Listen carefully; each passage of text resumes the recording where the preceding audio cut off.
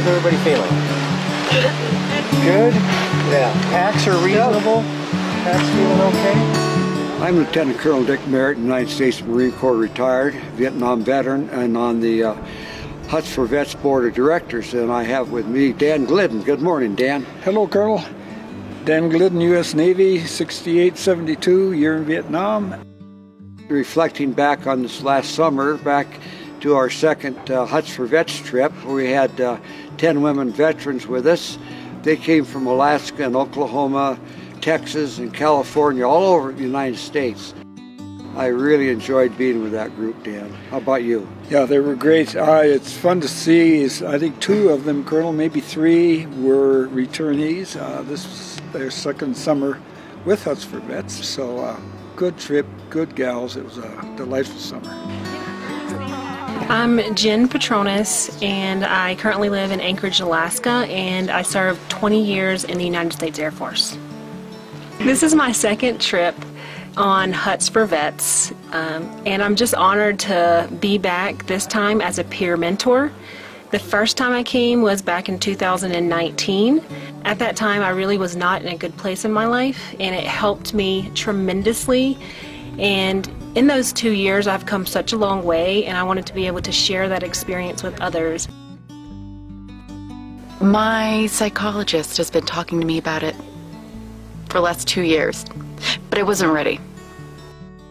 I needed to find my own way initially, and I think I'm in a good headspace now where I'm looking for other women that I can identify with. This is my 3rd trip to Huts for Vets. And I'm grateful because there are other women here who have only been here, this is their first trip, and I could see myself in them when I first came here. My name's Angie Mix. I'm from California. I was in the Air Force. So far it's just been amazing. I can't help but just be in awe, even just sitting out here right now, just looking out in front of me. I'm just in awe, other than the mosquitoes. I'm Anne-Marie Spearman. I was in the Army for 17 years. I'm a big Henry David Thoreau fan, and when I came across the advertisement and there was a quote from Henry David Thoreau about coming into the woods and reclaiming your life, I thought, that's for me. I think it kind of symbolizes a journey, the hike up. It's so much altitude and ascension, and then you're crossing over all of these boundaries and boulders and rocks and things that are just in your way. I think that the physical climb up matches the emotional and spiritual climb that we're all trying to master. Yesterday, coming up through the mountains, and once we got to the valley opening and then saw top of Margie's hut.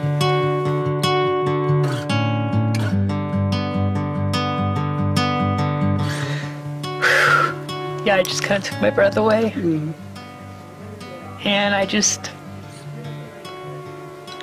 felt like I came a really long way to get here, you know. I was telling Paul and some of the ladies, some days it's just hard to get out the door, so to be able to have actually made it onto the plane and and then to have actually made it up the whole mountain, yeah, I felt pretty good. And just to see the beauty up here and to be able to feel and experience the solitude, but yet also the unity, is just something that I never experienced except with veterans. And it's something that I miss. My role as a peer mentor on this trip is to really just be there for the women and be supportive of them. Really just being there as a listening ear and letting them know that I identify with everything that they're talking about or been through. This is my second trip for Huts for Vets, the first being in 2016. I'm really connecting with the other women veterans this time. We have a great group dynamic. I'm just really enjoying being in their company, learning from them, and just talking about shared experiences.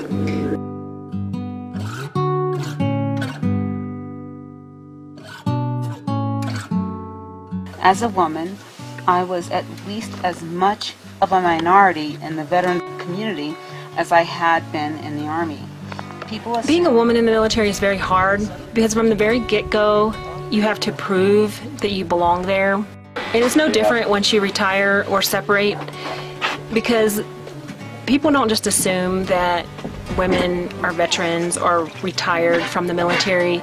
It's always assumed that it's the male that you're with, your boyfriend, husband, etc.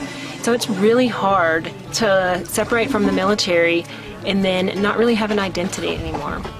We commonly get comments saying things like, well, you're too pretty to have been in war, or you're too pretty to have been in the military, or you're too blonde, or you're always too something. Oh, you're too pretty to be in the Army, or oh, you're too pretty to have PTSD. Like, what does that have to do with anything? Yeah. From the moment that I met these 8 ladies, we bonded immediately, and I've never experienced anything like that outside of Huts for Vets, and I just believe we all knew from the very beginning that we could be our authentic selves with each other. Everyone changes after deployment. Everyone has unique experiences, good and bad. New habits are developed, good and bad. But afterwards, everyone has to live together again and resume life. But things never go back to the way they were before. For me, writing is really how I find my own personal therapy or tranquility. So that particular piece, just about returning home from deployment, I wrote maybe a year after I returned, because it was really hard for me to digest everything that had happened and why I felt the way I felt. Our expectations don't match reality.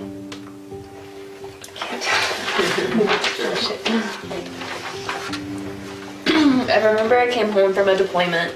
It was not so simple. I felt like part of me never found its way home. I might cry. The new me didn't like big crowds, loud noises, and I was hyper vigilant of my surroundings. I had experience. Just getting it out on paper helped me to understand it myself. And then I realized that everyone else here has the same story. Those could have been my words, those could have been Sarah's words, they could have been anybody's words. And the emotion behind them, especially when they're your own, and you're like, wow, that's so me, and it resonates so deeply with you that it plucks the cord of your heartstrings and it causes you to have a physical, emotional reaction. And everybody had that because it's so true. Those feelings of the things that I write are still raw. And I don't share them with people generally, but on Huts for Vets, I feel like I can be vulnerable and share those very raw feelings because I don't feel judged here. Here, I really want to interact with everyone, and because I can relate. And so that shared experience of tears over one woman's story when we know it's ours, and that somebody else was eloquent enough to put it into words so that I could hear it and maybe I could close that chapter and move on. I'll probably definitely stay in touch with some people I've met on this trip. Yeah, I can already tell. I've made some friends that I'll probably keep around for a lifetime. I'm going to take back just sitting in silence and embracing it. Nature literally comes alive. I don't think I've ever noticed that. Just by me just deliberately sitting still and taking in everything around me.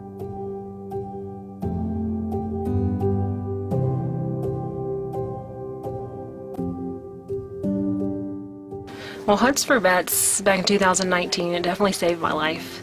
I was not in a good place in my life, in my head, and if it wasn't for Paul and the team, I don't believe that I would be here now, so I'm just so thankful.